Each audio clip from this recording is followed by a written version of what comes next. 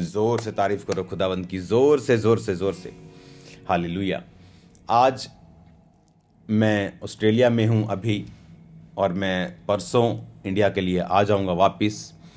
कुछ काम यहाँ पर थे ज़रूरी, जो करने ज़रूरी थे।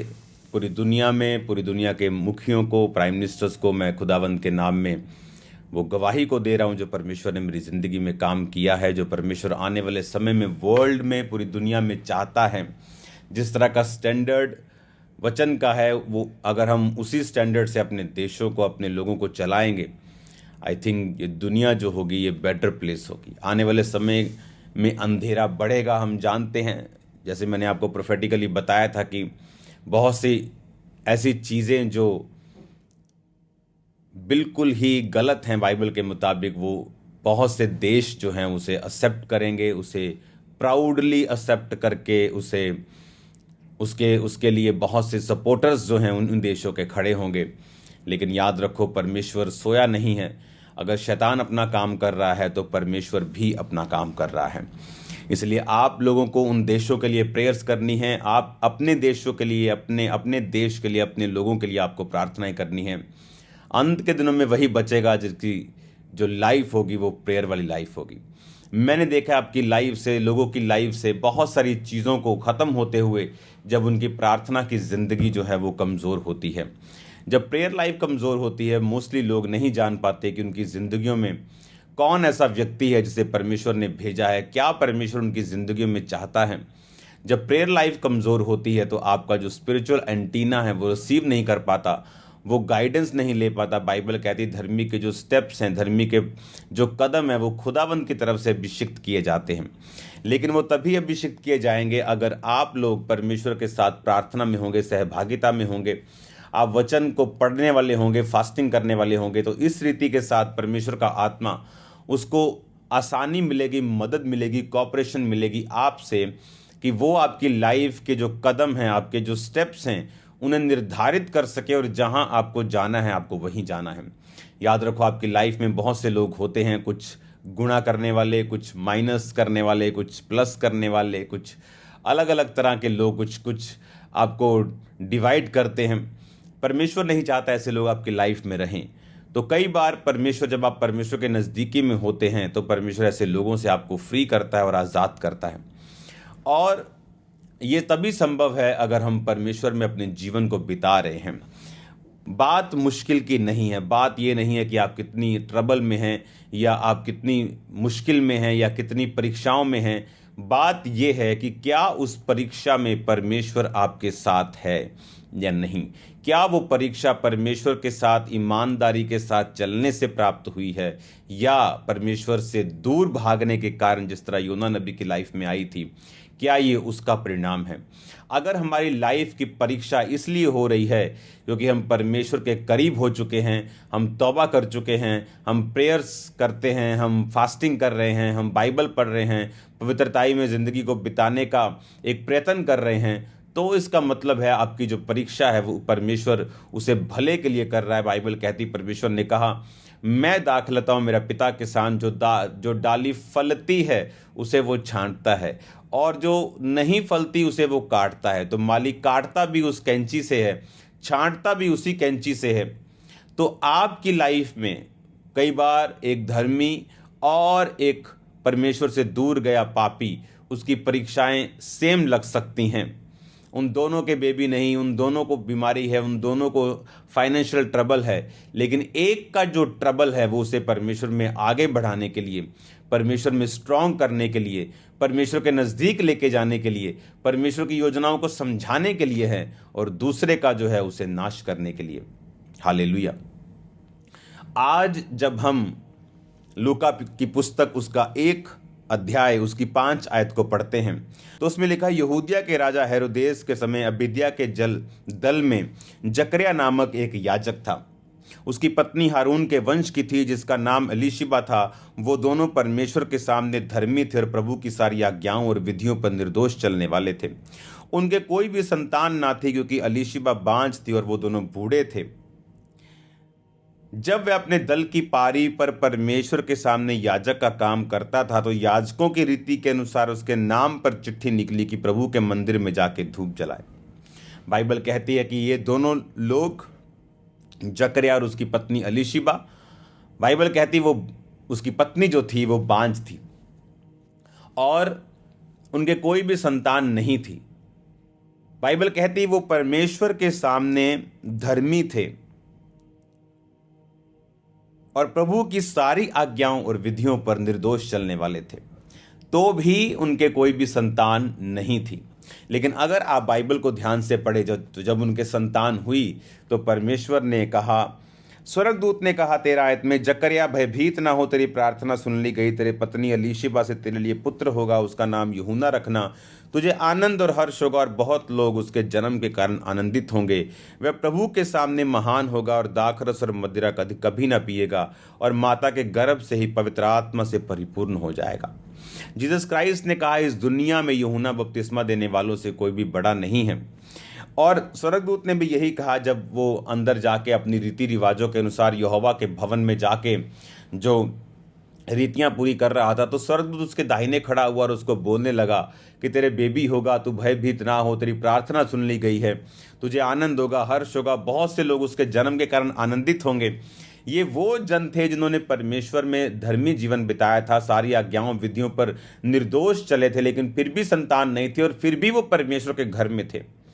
अगर आप इतनी बात समझ जाएं और अगर आपकी परीक्षा में आपको मालूम होना चाहिए सबसे पहले कि मेरी परीक्षा क्यों हो रही है मेरी लाइफ में, क्या मैं परमेश्वर में गलतियां कर रहा हूं तो परीक्षा हो रही है, योना की तरह मैं भाग रहा हूं परमेश्वर से, उसके वचन को पूरा नहीं कर रहा हूं, या मेरी परीक्षा इस कारण हो रही है कि मैं परमेश्वर में पूरी रीति के साथ चल रहा हूं, जिस तरह अयूब भी पूरी रीति के साथ चला और उसकी परीक्षा हुई।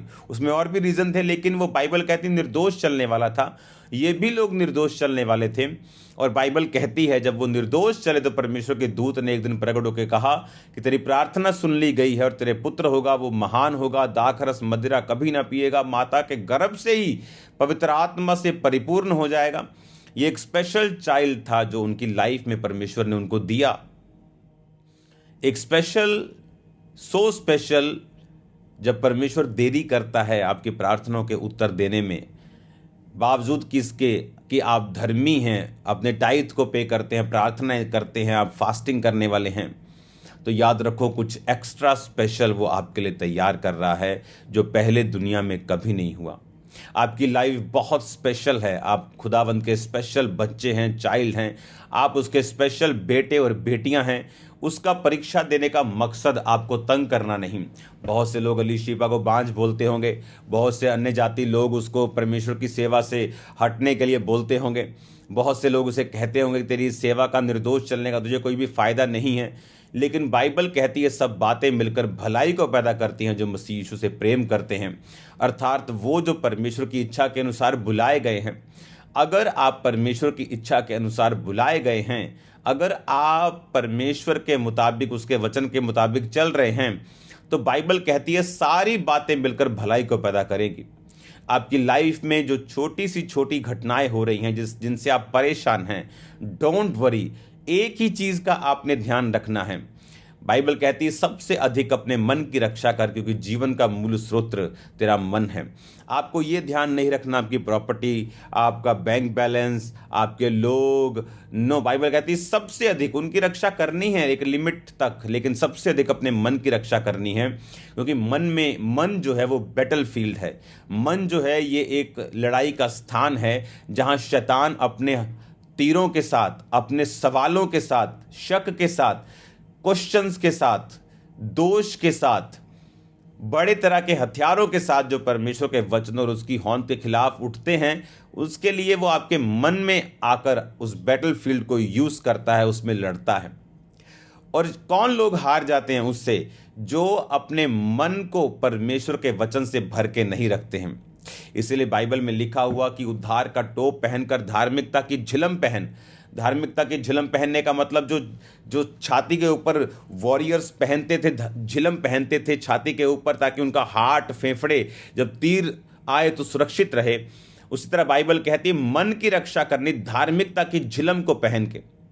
सच्चाई से अपनी कमर कस के, कौन सी कमर? अपनी बुद्धि की कमर, अपने मन में, अपने हार्ट में, अपने दिल दिमाग में परमेश्वर के वचन को इतना भर लेना कि जब शैतान परीक्षा करने के लिए आए तो आप उसे वचन से जवाब दे सकें।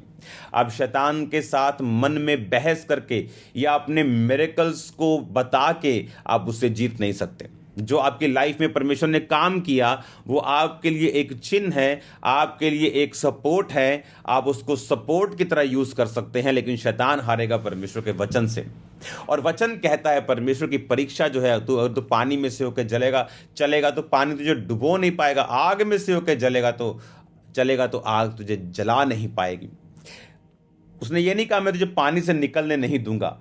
मोस्टली लोग जब परीक्षाएं होती हैं वो परमेश्वर पर से विश्वास को खो बैठते हैं, लेकिन उन्हें यह नहीं पता कि एक सो स्पेशल चीज जो सिर्फ आपके लिए ही परमेश्वर ने रखी है।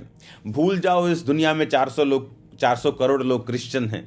आप सोचो आप और परमेश्वर ने आपको बनाया है, वो आपके लिए एक स्पेशल चीज आपकी लाइफ के लिए, आपकी जिंदगी में वो तैयार कर रहा है। उसके लिए उसको टाइम चाहिए, कॉपरेशन चाहिए। सूखे हाथ वाले व्यक्ति को यीशु मसीह ने कहा अपना हाथ बढ़ा, और बाइबल कहती सूखे हाथ वाले व्यक्ति ने जब अपना हाथ फैलाया उसका हाथ चंगा हो गया। परमेश्वर ने उसके हाथ को पकड़ के चंगा नहीं किया। परमेश्वर ने कहा तू भी कुछ कर और मैं मेरे वचनों के अनुसार चल, तो तेरी लाइफ में जो सूखी चीज़ें हैं वो सूखी नहीं रहेंगी, जो मुर्दा है वो मुर्दा नहीं रहेंगी। और परमेश्वर के वचनों के कारण और जो उसने परमेश्वर पे बिलीव किया, जैसे ही उसने अपना हाथ बढ़ाया, बाइबल कहती है उसका हाथ जो था वो हील हुआ। अब आपको परमेश्वर की आत्मा के साथ कॉपरेट करना है। आपको वचन से अपने मन को, अपने दिल को भर के रखना है, ताकि जब परीक्षाएं होंगी, कोई क्रिश्चियन, ए रियल क्रिश्चियन परीक्षाओं से बच नहीं सकता है। आप परीक्षाओं से नहीं बच सकते। परीक्षाएं होंगी, लेकिन आपकी परीक्षा आपको किसी खास मकसद के लिए तैयार करने के लिए है। आपकी परीक्षा किसी खास प्लानिंग के लिए जो परमेश्वर ने आपकी लाइफ के लिए रखी है उसके लिए है। अपनी परीक्षाओं में बहके नहीं, अपनी परीक्षाओं में भागे नहीं, अपनी परीक्षाओं में निराश ना हो, अपनी परीक्षाओं में प्रार्थना ना छोड़ें, अपनी परीक्षाओं में वचन पढ़ना ना छोड़ें, अपनी परीक्षाओं में फास्टिंग ना छोड़ें, चर्च ना छोड़ें, बोना ना छोड़ें, विश्वास को ना छोड़ें। बेमन हो के भी आप चर्च आ सकते हैं, मैं भी गया हूं। बेमन हो के हम बो सकते हैं, मैंने भी किया है। लेकिन शक तब पाप बन जाता है जब हम अपने शक के अनुसार चलना शुरू करते हैं। वो शक पाप नहीं जिसके अनुसार हम चले नहीं। अब्राहम के मन में विश्वास रूपी शक या शक रूपी विश्वास आ गया था कि अब उसके बच्चा नहीं होगा, क्योंकि जब दूत ने कहा कि अब तेरे आने वाले समय में, अगले साल इसी वर्ष में संतान होगी, इसी टाइम में, तो उसने कहा इस्माइल तेरी दृष्टि में बना रहे प्रभु। अब क्या मैं बूढ़ा और मेरी पत्नी जो 90 साल की है, क्या अब हमारे बच्चा होगा या पुत्र होगा? लेकिन बाइबल कहती है उसको विश्वास ये हो गया था कि अब नहीं होगा, तो भी वो परमेश्वर के दूतों को पहचान रहा था। उसकी स्पिरिचुअल आईज ओपन थी, वो परमेश्वर के साथ सहभागिता में था। कोई कड़वाहट उसके मन में परमेश्वर के लिए नहीं थी। हालेलुया। तो ये बात हमें मालूम होनी चाहिए कि परमेश्वर एक खास मकसद के तहत ही आपको परीक्षाओं से निकाल रहा है। एक खास मकसद, वो आज जो आपको नुकसान लग रहा है, मैं आपको लिखित रूप में दे सकता हूं, अपने साइन कर सकता हूं।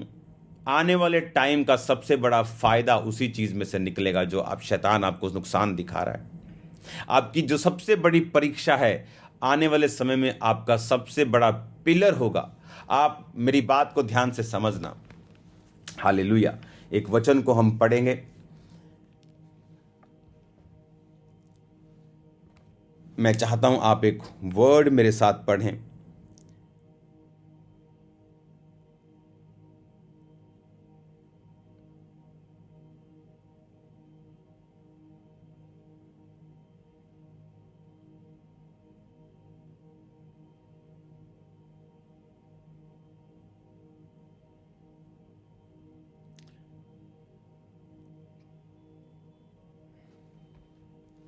उत्पत्ति की पुस्तक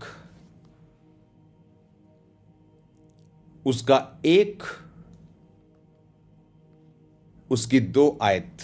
पृथ्वी बेडोल और सुनसान पड़ी थी और गहरे जल के ऊपर अंधियारा था और परमेश्वर का आत्मा जल के ऊपर मंडराता था। पृथ्वी परमेश्वर ने जो बनाई थी वो बेडोल नहीं थी, लेकिन जब शैतान गिराया गया वो बेडोल हुई। और परमेश्वर ने जब बोला तो उसके वचनों से पवित्र आत्मा की प्रेजेंस वहां मौजूद थी और सब कुछ सही होना शुरू हुआ। अब आपको ये बात की समझ होनी चाहिए कि अगर आपकी लाइफ में परमेश्वर की आत्मा की प्रेजेंस है और आप वचनों को पढ़ते हैं और डिक्लेयर करते हैं, क्योंकि मोस्टली जब परीक्षाएं आती हैं तो लोग उन परीक्षाओं में वचन बोलने की बजाय अपने सर्कमस्टेंसेस को बोलना शुरू करते हैं,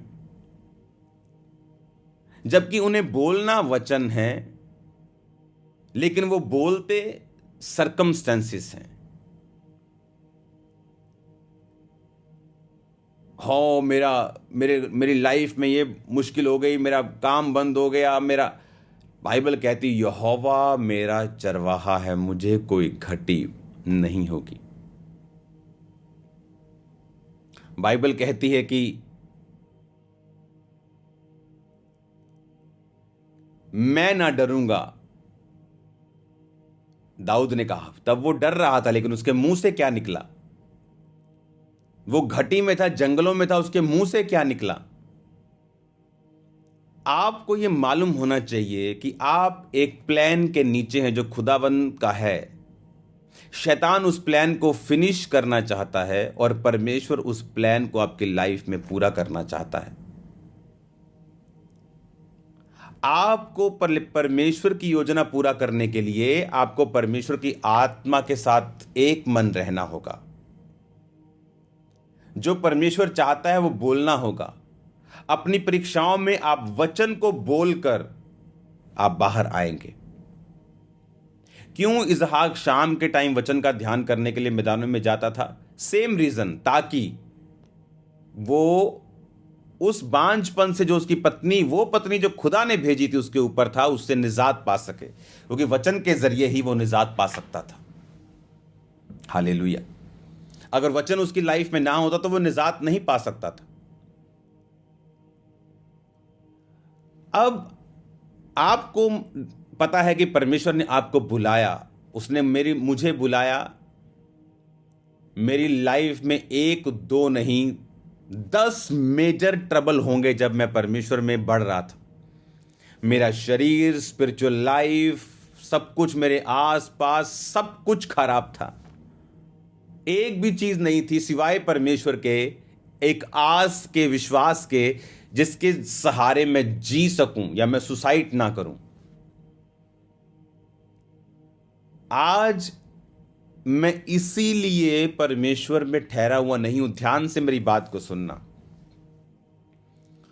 मैं इसलिए परमेश्वर में नहीं चल रहा हूं या मेरा विश्वास इतना हाई इसीलिए नहीं है, या मैं बड़े काम कर पा रहा हूं इसलिए नहीं कि मैंने मिरेकल्स देखे अपनी लाइफ में।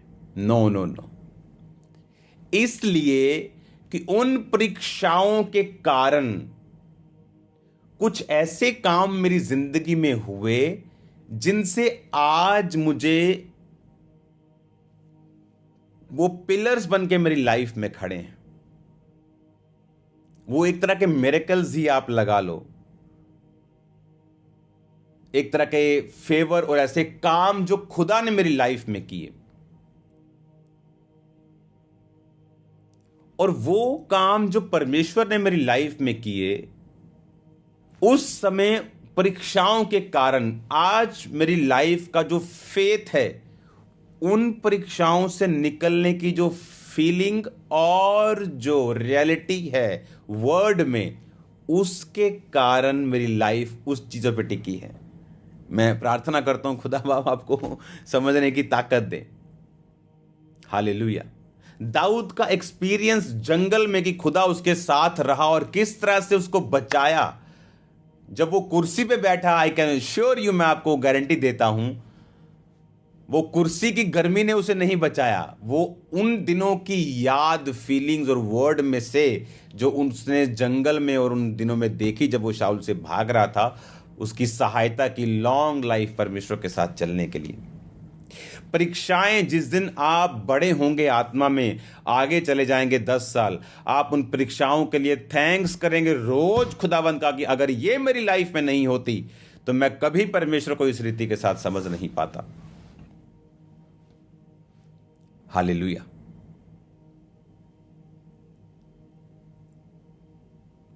तो ये चीजें आपको समझनी बहुत जरूरी है। आपको ये बात समझनी बहुत बहुत जरूरी है कि वो परीक्षाएं आपकी लाइफ का बेस्ट पार्ट है, आपकी लाइफ का बेस्ट हिस्सा है, जिसने आपको ब्लेस करना है, जिसने आपको स्ट्रॉन्ग करके रखना है। बेशर्ते उन परीक्षाओं में खुदा के साथ चिपक जाइए, क्योंकि ये वो समय है जब चल के गुजारा नहीं होगा, उंगली पकड़ के खुदा की गुजारा नहीं होगा। आपको खुदा को हक करना पड़ेगा, आपको टाइट उसको पकड़ना पड़ेगा। ये टाइट पकड़ने वाले दिन होते हैं, ये हाथ पकड़ के चलने वाले दिन नहीं होते, क्योंकि इसमें आपको शैतान मेंटल प्रेशर, आपको फिजिकल प्रेशर, फाइनेंस का प्रेशर, सो मेनी थिंग्स आपकी लाइफ में वो कर रहा होता है। और कुछ लोग गलत रास्ता चुनते हैं, शराब से बाहर आने की कोशिश करते हैं, व्यभिचार से करते हैं, लेकिन कुछ लोग वचन से आने की कोशिश करते हैं। मैं वचन से आया हूं इसलिए स्ट्रांग हूं। जिस देश के प्रधानमंत्री से मैं मिला, पीएनजी, जहां पर प्राइम मिनिस्टर मोदी गए थे वहां पे, तो वो एक तो अपने देश के प्राइम मिनिस्टर हैं, वो देश यूके से 2 गुना बड़ा है एरिया में, और पॉपुलेशन में आई थिंक न्यूजीलैंड से 3 गुना बड़ा होगा। न्यूजीलैंड की 5 मिलियन है, तो उसकी 15-16 मिलियन यूएन ने कहा है उसकी पॉपुलेशन है। तो वो उस देश के प्रधानमंत्री भी थे, और उस देश की जो सबसे बड़ी ट्राइब है, जिसकी फोटो आप देख रहे हो, वो उसके हेड भी हैं अपनी ट्राइब के। और ये देश 99% क्रिश्चियन है। मैंने कभी ऐसा नहीं देखा कि मैं अब वो कोई हीलिंग वीडियो देखें और प्रधानमंत्री की आंखों में आंसू हों, उनकी वाइफ की आंखों में आंसू हों, बड़े बड़े मिनिस्टर्स,